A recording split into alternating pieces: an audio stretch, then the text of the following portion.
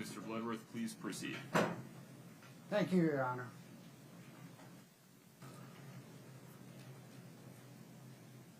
Next, guys. Parlor tricks are not legal standards. Legal standards are what matter.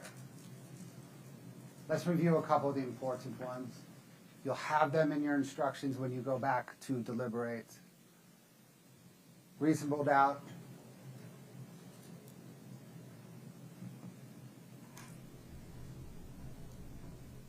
I come back to this one again and again.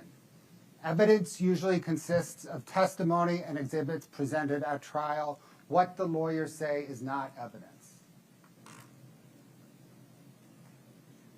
I've come back to this slide in rebuttal precisely because of defense's closing.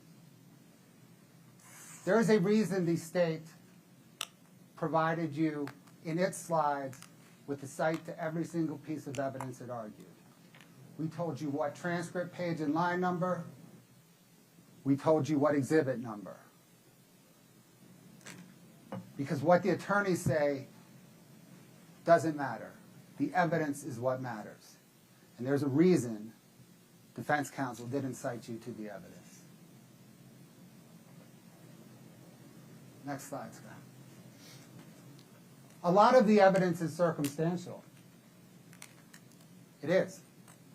People do not video themselves poisoning their spouse.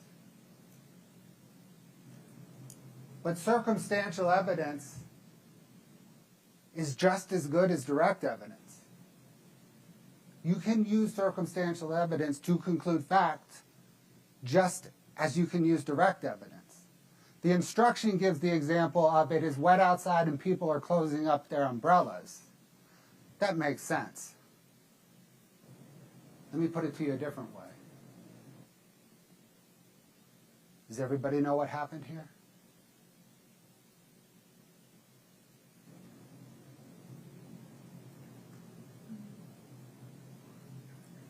Kouri Richins chose Carmen Lauber. The state didn't. Hold on, let me check.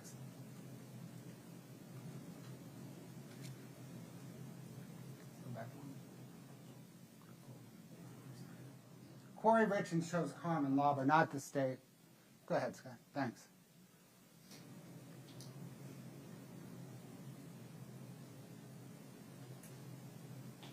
Kouri Richins chose Carmen Lauber because she was the drug dealer she knew. The state granted Carmen Lauber immunity because it cares more about a murder case than a drug deal. That should surprise nobody. Kouri Richins chose Carmen Lauber in part because she had control over her. She could help her out. She employed her to some measure. She could help her out. A little quid pro quo. You give me some drugs, I can help you out with your drug court. Kouri Richins chose Carmen Lauber, not me. Her testimony is corroborated. If you only believe Carmen Lauber's testimony that is corroborated, that is plenty of proof to convict.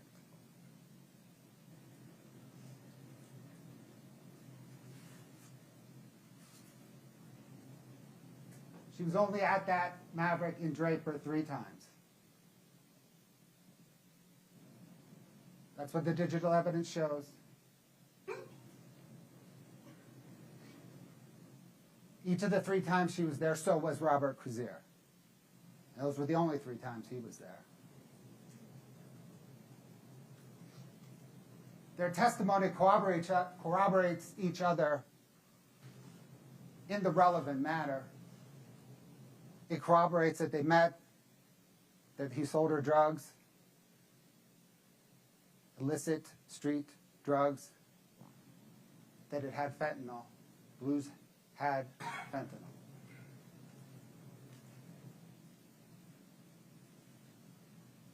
Corroborates that they weren't prescription drugs. He got them from a plug, not a pharmacy. They were packaged in a little clear baggie, not a prescription bottle. All the testimony of Carmen Lauber and Robert Crozier that matters corroborates each other. So with these transactions, when Carmen... Go ahead. what We've did she seen this tell one you? again.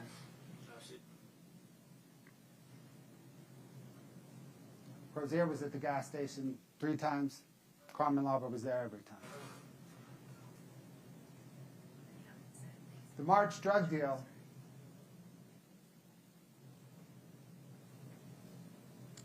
Timing of this is very interesting. Shortly after Eric's death,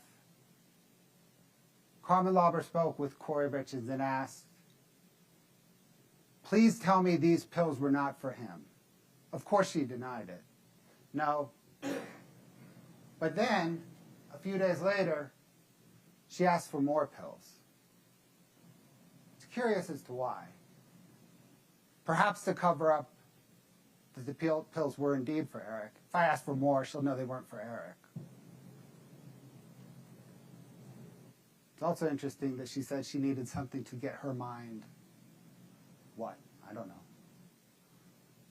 Maybe she wanted the pills for herself. This suggests she wanted the pills for herself to calm her mind. Which tells you she knows that a pill that she buys from Carmen Lauber is not bad. It's a whole bunch of pills that kill.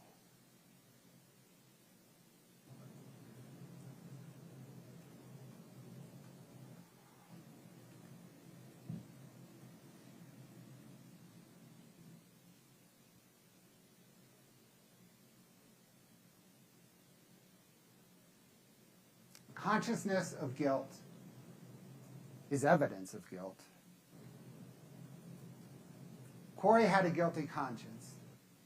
She couldn't talk to her father that night, not because she was overcome by grief, because she could not face the man whose son she had just murdered. We're going to play these clips right here now. This is when Kouri Richins is asked whether she's going to tell her children, whether she's going to talk to her children. Notice Kouri Richins' reaction in the moment. To this will be Katie Richins' reaction in the moment. Go ahead, Sky. Where are your children now?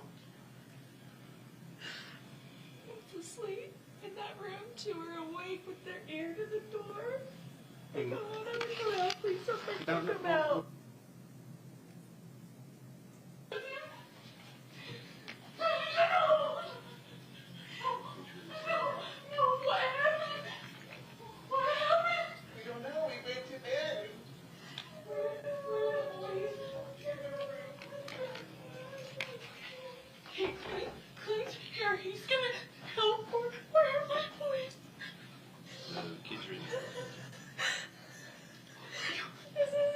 Where's my brother?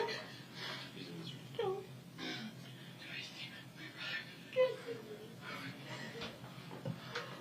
Baby.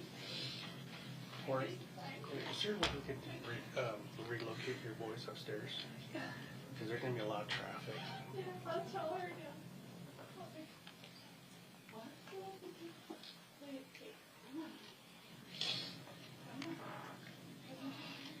Kouri Richins walks away. Mom.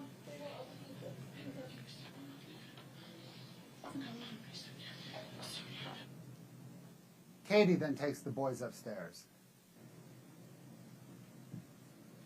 In moments of tragedy and profound sorrow, you not only comfort your children, they comfort you.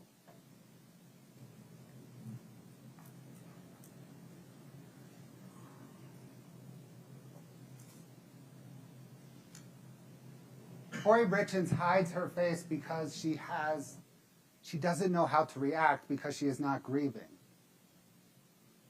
She doesn't want to see other people see her non-reaction.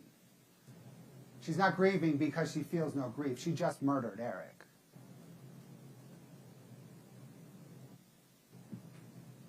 You heard Deputy Wynn testify. She wasn't crying.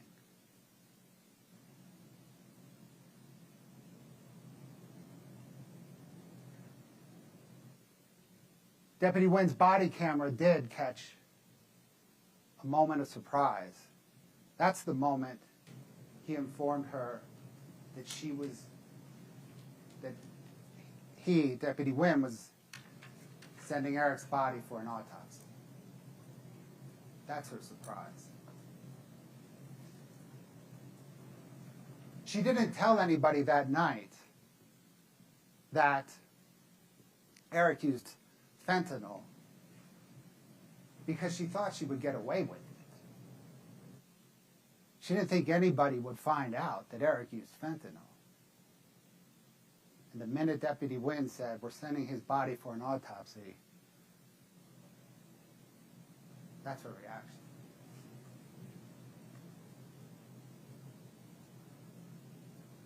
The 2016 empty hydrocodone bottle is immaterial.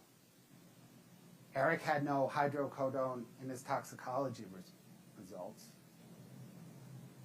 The only other hydrocodone reference in the entire body of evidence before you is that investigators recovered on the first search warrant a bag, like a Ziploc type bag, full of hydrocodone pills in the laundry room in the mudroom of the house. Perhaps Kouri Richins removed them from that bottle and staged the crime scene.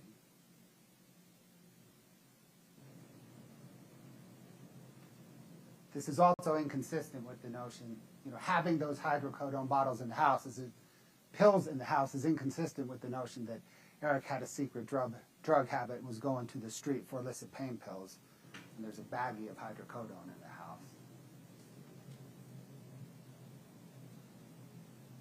Okay, there is no good reason these images were accessed the same exact minute that deputies departed the house the morning that Eric died. None. And there is, by the way, despite what defense counsel just told you, there is no evidence that Eric Richins sent these images. He sent an image of the Midway Mansion the night before that was accessed at the same time as these images. Sorry, he sent an image of the Midway Mansion the night before, but it was not the image that was accessed at the same time. The image that was accessed at the same time is the distance full view of the Midway Mansion, which makes sense in this context, not the image that Eric sent of the pile of rocks in front of the Midway Mansion. Details matter. We don't know who sent these images, but we do know that they were accessed on Kouri's phone at 8:29, the exact minute that deputies signed the log out of the house, and that whoever accessed them turned the phone this way to view them better. They also viewed the distant image of the Midway Mansion. Maybe she was celebrating the Midway Mansion. Maybe she was celebrating Eric's death. Either way, there is no good reason these images were accessed at 8:29.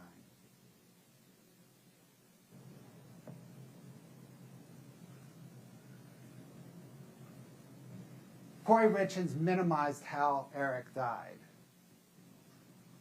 because she needed to cover up her involvement in Eric's death. The worst minimization was the one to his father. After speaking on March 17th with the medical examiner's office, Kouri Richins told Eric's father, knowing this was not true, that Eric Richins died in part of COVID and in part of the same lung fungus that Jean's wife Linda died of. That is not only covering up her involvement, that is cruel.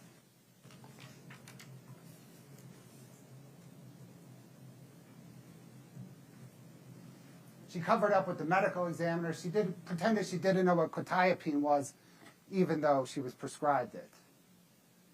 She pretended she didn't know what acetaminophen was, even though it's Tylenol, and there is probably not a mother in the United States that does not know what Tylenol is.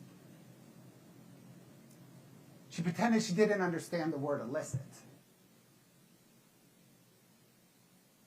She has a master's degree.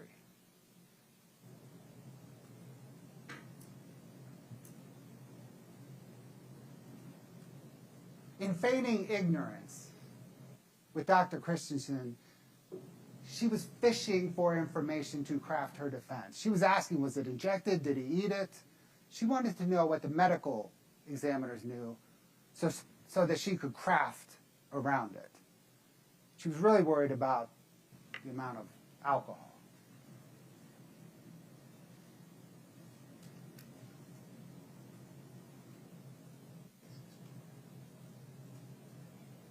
On April the 13th, Detective Woody told Kouri Richins that Eric died of fentanyl intoxication.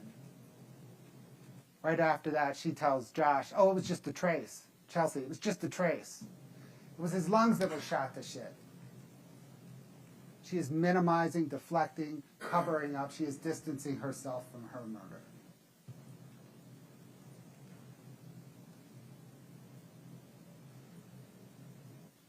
Manner of death on the death certificate is immaterial.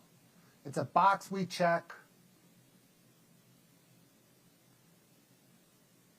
It's used for statistical purposes. They turn the information over to the Bureau of Vital Statistics. It's immaterial for this case. You determine the manner of death. It's murder, aggravated murder.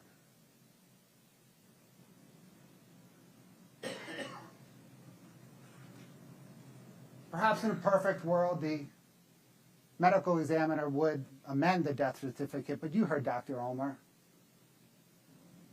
She signed it on June the 6th, 2022, when the investigation was really in its infancy. And she had one foot out the door. It was her best solution to finish her report before she retired. It is what it is. Bureaucrats.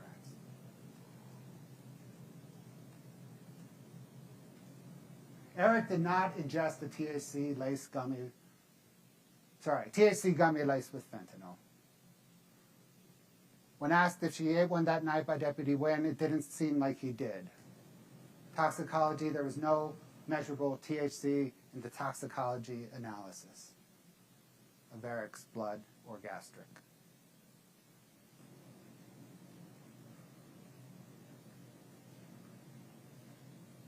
The THC that they collected on the April 13th, 2022 search warrant, right, the first search warrant, it was found in the cabinet above the toilet in the master bathroom. Wasn't there the night before. You heard Deputy David Pimentel talk about how he searched it. You could see his search on the body cam. It wasn't there. It was put there after Eric died. That's where most of the gummies were. There was also a package in the kitchen, which was never searched the night he died. But all the gummies were sent to the lab for testing. In fact, the gummies, lots of stuff was sent to the lab for testing. None of it confirmed any fentanyl. Brian Holden, he was the state crime lab tech that testified. Detective Haskell works the streets of Salt Lake City, drugs his whole career. Never seen fentanyl-laced marijuana. That's that's cover-up. That's misdirection.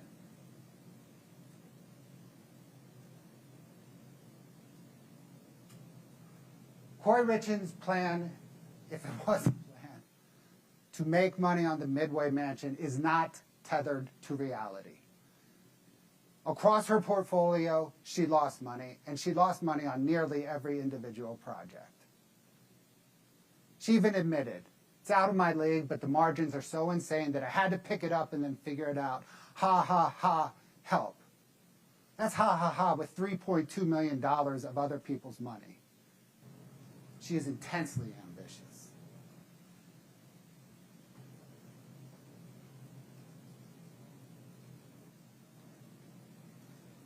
Her plan was not tethered to reality because she could not, with more money than she could even imagine, overcome the Corps of Engineers holds on this property. Not going to happen.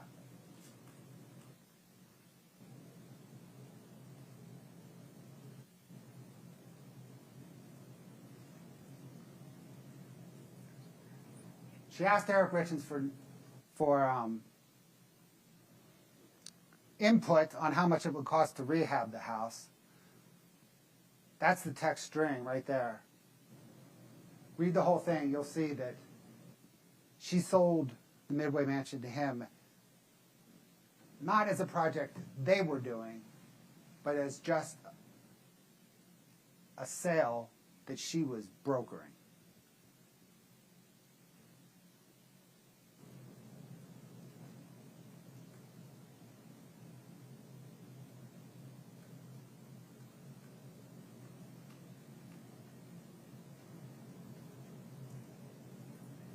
Yeah, you can clean that one, right? Okay, ready? Run. Okay, I'm getting all three. Cheers, boys. Yep, come back in the corner with us. There we go. Richard. Richard. Richard, yep.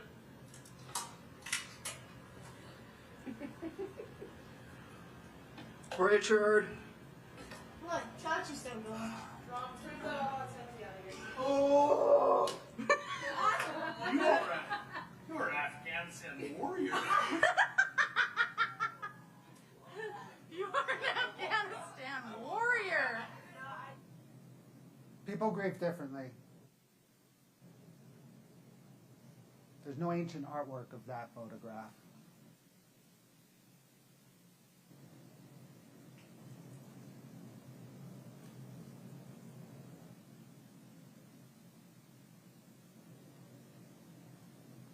This book provides kind of three pieces of insight into Kouri Richins.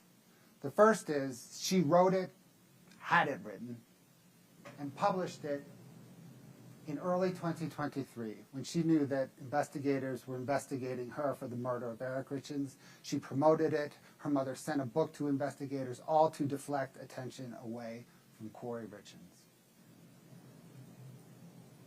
She also wrote it to make money. You see the emails, they're in evidence. She thought she would sell 100,000 copies in 10 months at $5 profit a copy. That is not tethered to reality. But it does provide insight in how desperate she was for money. That she would trade on her sons and the death of her father to make money. The final things it tells you about Kouri Richins is that she wanted, as part of her facade, as part of her appearance of success, privilege, and affluence, she wanted to be an author. But she didn't write it, and you can see from her writings and text messages, Orange Notebook, the notes, the Walk the Dog letter, not only did she not write it, she's not a good writer. But she wanted to appear as one. The appearance was what was important to her.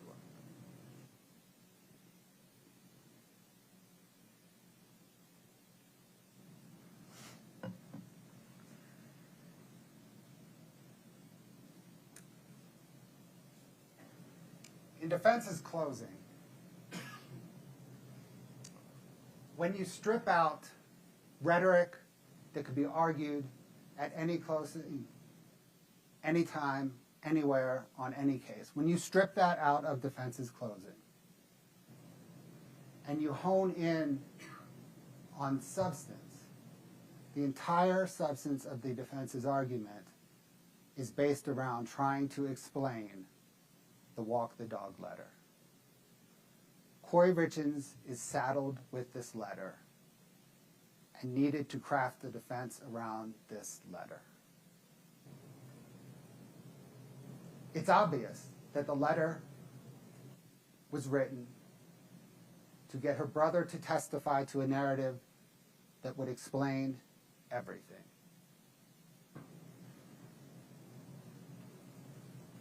Let's unpack the letter in about 15 or so sentences, not with what Kouri Richins wrote, but with what the evidence shows. It's a translation from what Kouri Richins wrote to what the evidence shows. First part, here is what I'm thinking but you have to talk to Ronnie. He would potentially have to testify to this, but it's super short. What the evidence shows is this says, I'm thinking that if you tell Ronnie to testify to what I'm about to write, it will explain everything and I will not get convicted.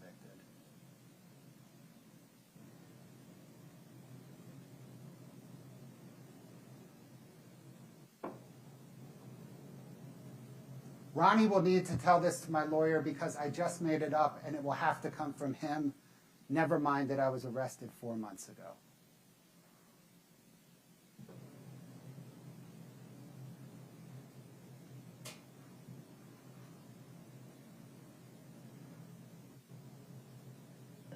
I need an excuse for Ronnie and Eric to be hanging out. Never mind that football season ended a month earlier.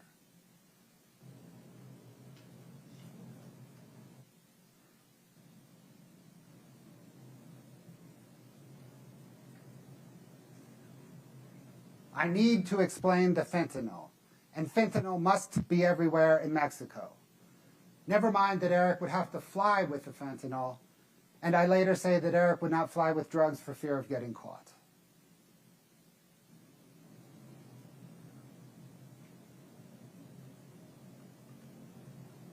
Never mind that I know this story despite Ronnie never telling me.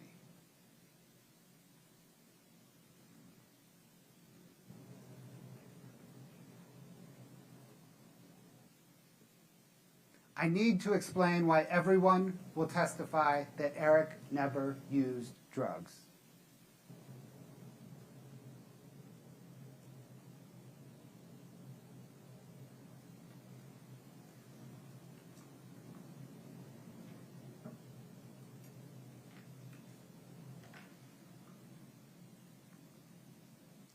This kind of happened once with THC gummies on a trip to Hawaii.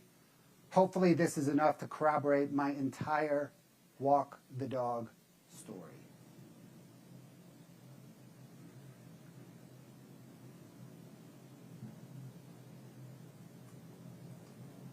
I need to distance myself from fentanyl.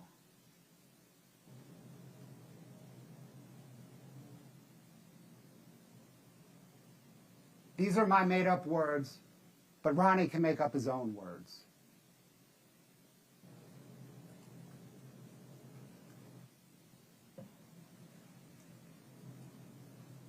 If Ronnie does not say these things, I'm convicted.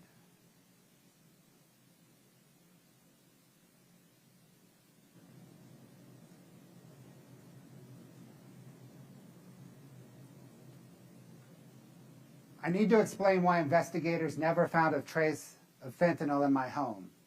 Never mind that it doesn't make sense that Eric hid the fentanyl after asking me to buy it.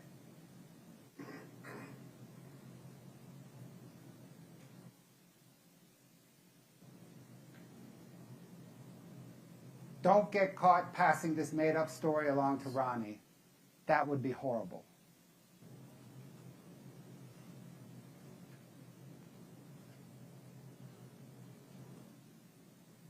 Tell Ronnie to keep the story short so that he does not mess it up. Since his conversation with Eric never happened, tell him that it was only 2 minutes long.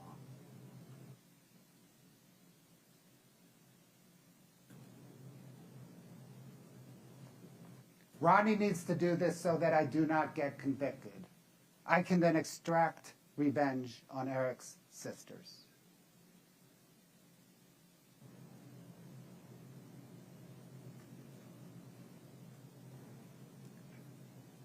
Remember, I just made this story up, so my lawyer does not know it yet.